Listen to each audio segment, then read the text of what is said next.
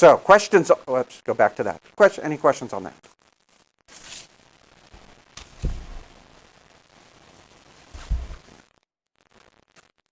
So, as people in industry, but also individual homeowners, and private users, what resources are out there? What can help us? You're not alone. Now, this is good and bad. When you're on the internet, you're not alone. There are over 2 billion users on the internet.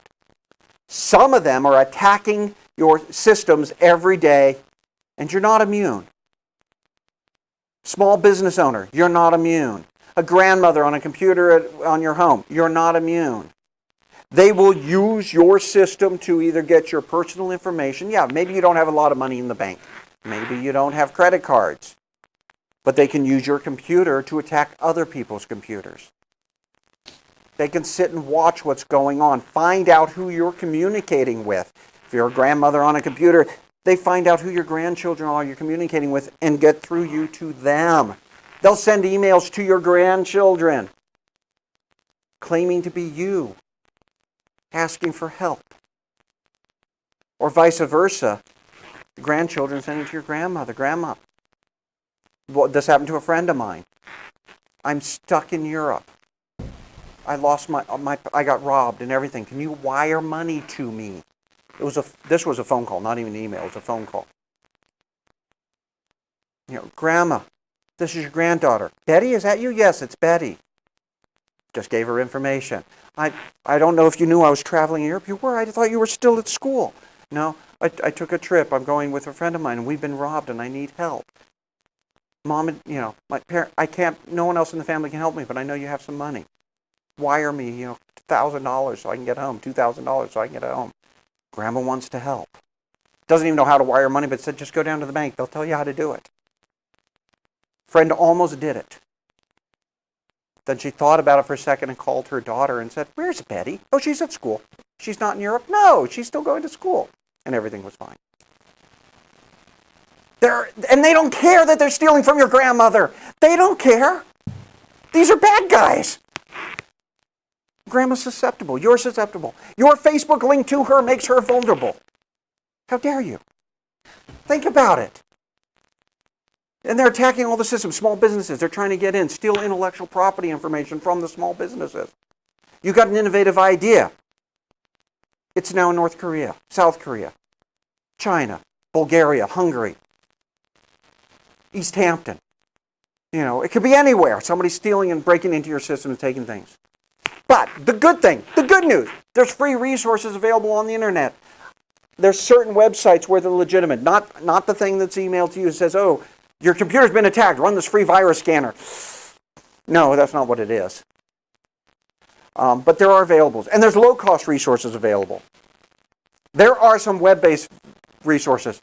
I'm giving a couple of them here. Cybersecurity.idaho.gov has links, materials for, basically, click on it, says, this is for everyone. This is for parents or teens or young kids.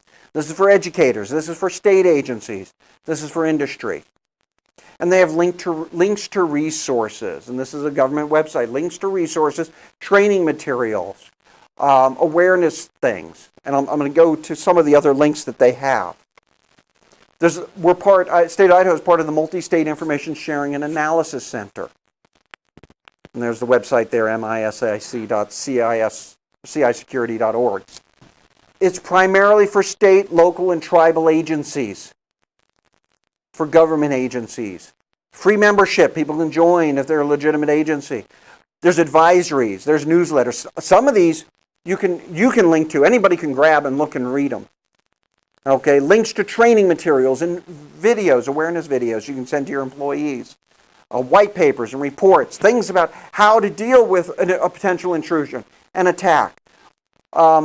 Ways of setting up a security policy, which is something we'll talk about one of these other talks. This information's out there. National Cybersecurity Alliance. StaySafeOnline.org. Training material mostly for educators and corporations. How do you do risk assessment? How do you look at your system? What are you vulnerable for? What is at risk? What resources do you really have on your system as a company? Do you have customer data? Do you have customer personally identifiable information? Where is it? What is at risk with that? How do you report cyber attacks? How do you implement cybersecurity plan? How do you train your employees? What if you're a small company, you have 5 employees, 10 employees, 50 employees, 5,000 employees? How do you train them? How do you make them aware of things? I was talking to the Chief Information Officer for UPS about a year ago. He's not worried about the people in the brown uniforms who actually deliver your product. It's all the people behind the scenes. And he does training and awareness for them. When he first took the job, he said one of the things that most amazed him was how many people out there were willing to spend time and effort to find a way to ship one package free. Save yourself $7.50 or $17.50. It's out there. They're doing that. There's a recent attack right now. It's a credit card fraud attack. People have gotten credit card numbers. They're charging $9.84 on your credit card, hoping that you won't notice. You pay the money, they get it. It's a charge to a website. They're basically pretending that you had gone to the website to buy something for $9.84. Now, if you're like me, my credit card bills are large every month. I go through every single purchase to make sure, but it takes time. And I flag the ones I don't recognize and talk to my wife about those. Were these yours? And we find the receipts or other things if it's suspicious. Most people, $9.84, I'm not worried about it. I'm worried about the more $184 or $984 charges than I am the $9.84 charges. And they're getting away with it. So people have got to be aware when you train your employees, train them about this type of behavior, train them about the malicious software, the phishing software, the one that comes to you and says, something was wrong with your time card. Unless you click on here within the next 30 minutes, you're not getting paid next week. MITRE Corporation did that as an internal study after they got hit by one person clicking on a link, and it was 1,200 man-hours to fix the security problem from that one person clicking on the link. So they started doing training on people. And like, a good percentage of the people actually clicked on this link about the website. Immediately went to a page saying, you clicked on a phishing link, you were vulnerable. Half the people quickly shut off. You're never quick enough. The attack already launched. Some reported it. Some didn't. There are also out there free security checkup resources. There are things you can download and run on your machines to say, or on your software, is this software vulnerable? Is this website vulnerable? That's available for free. Now, one of them that I was looking at, checking, it does check for, scan my website. You have to own the website. You have to actually put a special code into the code of the website yourself for it to scan it and send you a report. So you can't just say, scan all these websites for me, find the ones that are vulnerable. Okay? And then it'll send you a report on what's wrong. Offer to sell you a service where they can fix the problems with the website, but it's actually legitimate and gives you enough links and information. If you have a capable person there, they can fix it. So it's a marketing thing. We'll do this analysis for you free. Hopefully, 2% of our customers will come in, or 10% of the people using it will come back and ask us for help. And we're making a fortune because it's an automated scan. But it's a good service. It's a good scan. It's very up to date. And there's links to that on this website. And they've checked it out and made sure it's a legitimate organization. StopThinkConnect.org, the one I was talking about in an earlier talk. It's a national cybersecurity education and awareness campaign. One of the things I think is really cool about them is they make these awareness posters, similar to the ones they did during World War II about loose lips sink ships, and other things about releasing security, vulnerability information. They put up these posters in the metro system in D.C., and they've put them up in other subway places. People can see these posters. We've got similar ones on campus and other places. They're popping up on websites. They have simple tips and advice, simple things. I don't know if it was one of theirs, but I remember one of the early ones we had, which works for most people, is think of your password like underwear. Change it often and don't share with anyone. It works for some people. But just little things that'll stick in your mind. And they provide other training and awareness material. You can go over with your kids, you can go over with family members, you can go over with coworkers, you can go over with the employees or your boss. Okay, this material is out there. It takes time to find. Employers have to make sure the employees, the appropriate people in their organization, have the time to find and collect this material and share it with the other employees. We need to find a way to make it available to the general public. You know, it's like, okay, now not only do I got to brush my teeth twice a day, I got to check the internet twice a day for security things. Maybe. Maybe there's things where it just has to be a routine. Has to be. Or it comes up quick enough, pops up as a commercial somewhere, pops up in conversation. People start being aware this is an issue. We have to be all in it together, protecting ourselves, protecting each other. Materials are out there. And like I said, there's free help. There's online security scanning tools. Again, the email web-based pop-up ads for security tools are often fraudulent. You know, you go to a web page and a pop-up occurs. Your computer's been infected from this free scanning tool. No. Some of them are legitimate. I don't trust any of them. They're for individuals.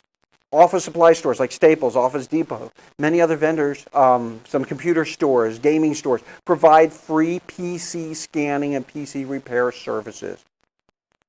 You bring your home computer in, they will do the scan for you. They will run this malware analysis, run the virus, make sure your settings are correct.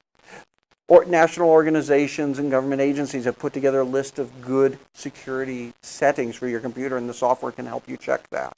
And it's free. It takes a little time to go there. It takes a little time for them to do it. But if you're not computer savvy, that works. All right.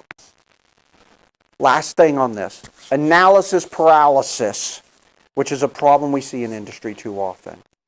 People are overwhelmed by what is out there. Well, you know, do I do a virus scanner? Do I do a web firewall? Do I do a personal website? Do I change my passwords every 30 days? The answer to all of the above is yes, but if you can't do all, do what you can. You know, I can't protect my house from being struck from a meteor, but I still lock the doors and the windows. I still have smoke alarms in the house. I still have insurance in case something goes wrong that I can't protect myself from. I make sure the house is maintained and upgraded, and if things break, I fix them. I monitor things. I change the filters and the water or the heater and air conditioning ducts. There's things I do for due diligence, maintain the house, but I can't do everything. Some things I pay people to do. Is what you're doing enough? If you're doing nothing, no. If you're doing something, no. But it's better than doing nothing. You know, use the virus and malware scanners. Run them. Turn on the firewalls. Have the machines update. Do the auto updating. That alone will save a lot of people headaches. And it's a good start. And when you're starting a software development project, think about the security when you start it. That software will eventually get on the internet somehow, whether you intended it to or not. Somebody will connect to it somehow and run it remotely, whether you intended to or not. As a demo project, it becomes a product later. It was meant for in-house use. It becomes shipped as part of a product team. Think about that. And if you're definitely developing a website or anything, think about the security. Okay, I had some other things I wanted to talk about, but I am going to be out of time. So any questions on this? Okay. Next time we have the talks, I'll go over and start talking about some common vulnerabilities. Actually, computer science-y stuff. I talked longer than I expected to on these. So, no questions? All right, thank you. Then we're done.